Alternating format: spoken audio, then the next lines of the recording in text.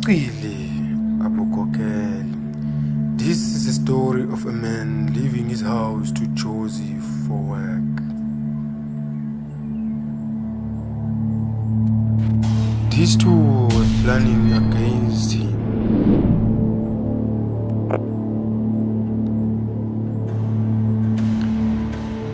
They used witchcraft, everything to obtain what they want.